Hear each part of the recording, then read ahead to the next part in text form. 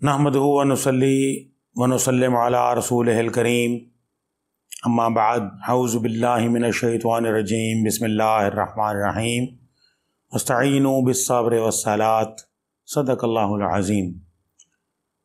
नाज़रीन कराम अस्सलामु अलैकुम वरहमतुल्लाहि व बरकातुहू। आप देख रहे हैं इल्मी मुज़ाकरा चैनल और मैं हूं आपका मेज़बान इफ्तिखार अली गिलानी।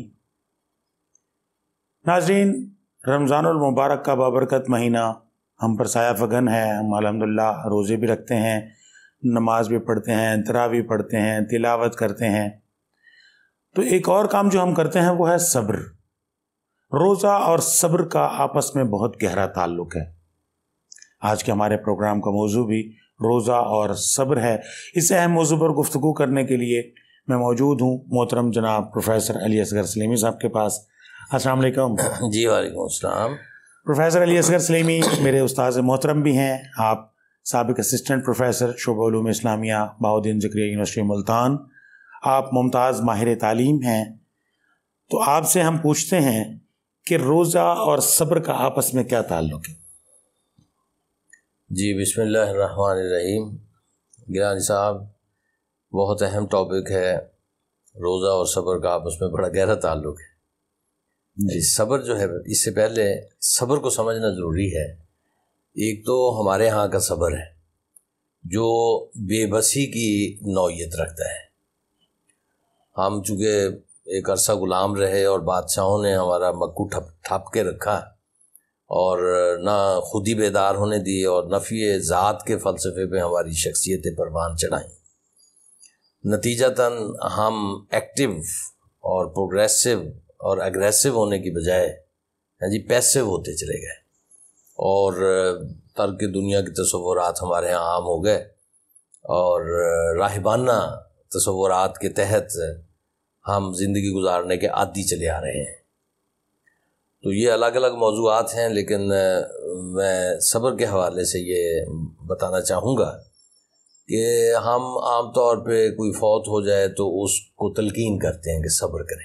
जी बिल्कुल। जी, तो यहाँ सब्र का माना होता है कि ये जो अब बेबसी यानी कि और तो कुछ हो नहीं सकता, अब इसको आपने बर्दाश्त करना है, बर्दाश्त करें इसको।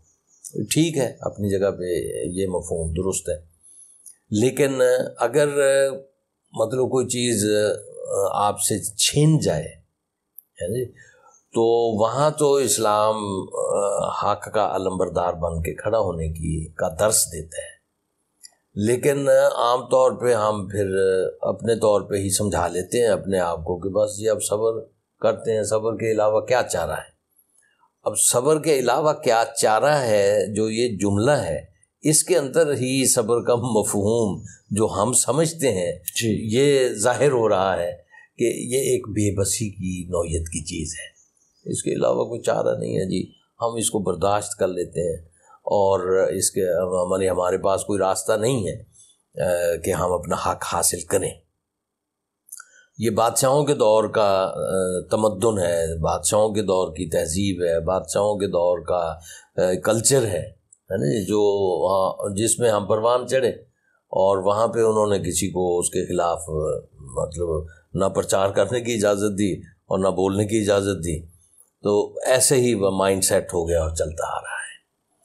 लेकिन इस्लाम अरबों के यहाँ, बल्कि यूँ कहें आप कि जिस दौर में कुरान मजीद नाजिल हुआ, अरब आज़ाद लोग थे, है जी, कबायली निज़ाम था और वो अपनी आज़ादी की इज़्ज़त करना हिफाजत करना जानते थे, है जी, और इज़्ज़त नफ्स उनको बहुत ज़्यादा, अपनी जान से भी ज़्यादा प्यारी और मरगूब थी।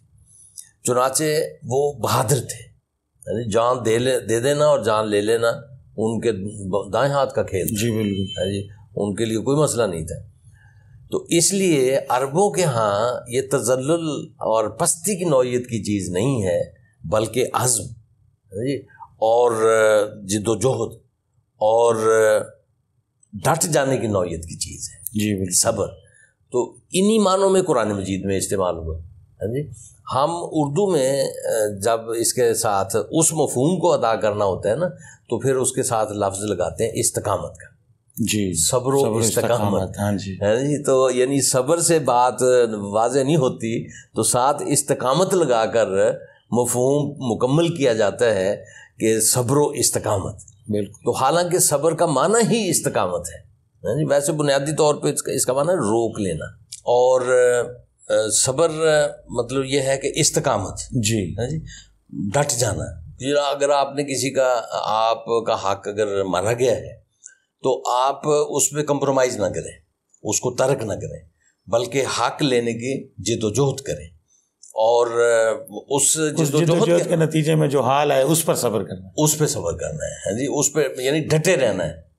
صبر کا معنی ڈٹے رہنا ہے کہ اپنا حق ہے آپ کا اور وہ آپ کو ملنا چاہیے, اور تا دم آخر آپ وہ تواسی حق اور تواسی صبر, یہ دو بھی آپس میں اسی طرح سے ہی ہیں کہ جب حق کی بات آپ کریں گے تو حال آئے گا, حقوق کی جد و جہد, تو پھر اس پر آپ نے جو حال آئے تو اس پر آپ نے پھر صبر بھی کرنا, استقامت دکھانی جی ہے جی, حقوق کی جد و جہد کرنی ہے. اور جنہوں نے حقوق دبائے ہوئے ہیں, بڑے مگرمچھ ہوتے ہیں, معاشرے کے بڑا طاقتور طبقات ہوتے ہیں, تو ان کے مقابلے میں کھڑا ہونا کوئی آسان نہیں ہوتا.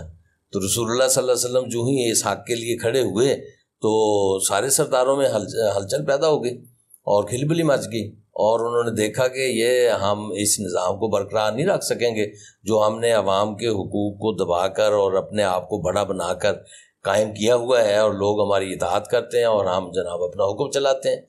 تو یہاں تو اللہ کا حکم آئے گا اور ہم سب کو اس کے تابع ہونا پڑے گا. جب انہوں نے یہ دیکھا جی بالکل, تو پھر وہ تو آ گئے میدان میں مخالفت میں. تو اس مخالفت کے طوفان میں اپنے آپ کو کھڑا رکھنا یہ صبر جی, یہ صبر. تو روزے کو ساتھ جب ہم صبر کو انٹر لنک کرتے ہیں, ہاں جی, تو روزے کے ساتھ صبر کیسے؟ روزے میں وہی صلاحیت پیدا ہوتی ہے جی, بھوک کی برداشت کی صلاحیت, پیاس کی برداشت کی صلاحیت, دوسرے کے حقوق کی ادائیگی کے لیے ہے جی اللہ تعالیٰ کی اطاعت کرنے کی صلاحیت.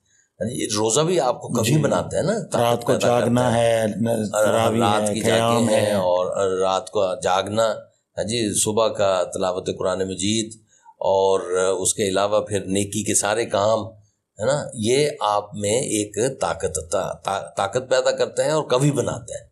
اچھا, یہاں پھر صبر مطلب صرف استقامت اور ڈٹ جانا, یعنی وہ بنیادی معنی ہے نا اپنا اس کا روکنا. جی, روزہ بھی روکتا ہے آپ کو, جی اللہ کی نافرمانی سے روکتا ہے, اور اللہ کی فرما برداری پہ آپ رکتے ہیں مطلب کھڑے ہوتے ہیں, جی سٹینڈ لیتے ہیں اور استقامت پاتے ہیں اپنے اندر. تو صبر بھی اسی طرح سے اپنے آپ کو روکنا ہے. کس بات پہ روکنا ہے؟ اللہ کی فرما برداری پہ روکنا ہے, اور بہادری, جرت, ہمت, یہ چیز صبر ہے, اور روزہ آپ کے اندر یہ چیز پیدا کرتا ہے. بہت شکریہ محترم جناب پروفیسر علی اصغر سلیمی صاحب, آپ نے روزہ اور صبر کے حوالے سے بہت عمدہ گفتگو اور بڑی مدلل گفتگو آپ نے فرمائی. ناظرین محترم, روزہ اور صبر کے حوالے سے آپ پروفیسر علی اصغر سلیمی صاحب کی گفتگو ملاحظہ فرما رہے تھے. آپ کی گفتگو سے ہمیں یہ پتہ چلتا ہے کہ جب ہم روزہ رکھتے ہیں تو ہمارے اندر ایک صلاحیت پیدا ہو رہی ہوتی ہے, اور وہ ہے صبر کی صلاحیت. ہم اپنے اندر یہ شعور پیدا کریں کہ ہم روزے کے ساتھ ساتھ ہم صبر بھی کر رہے ہوتے ہیں. جب یہ شعور پیدا ہوگا تو ہمارے اندر وہ استقامت بھی آئے گی. تو انہی الفاظ کے ساتھ افتخار علی گیلانی کو بھی اجازت دیجیے. اللہ حافظ.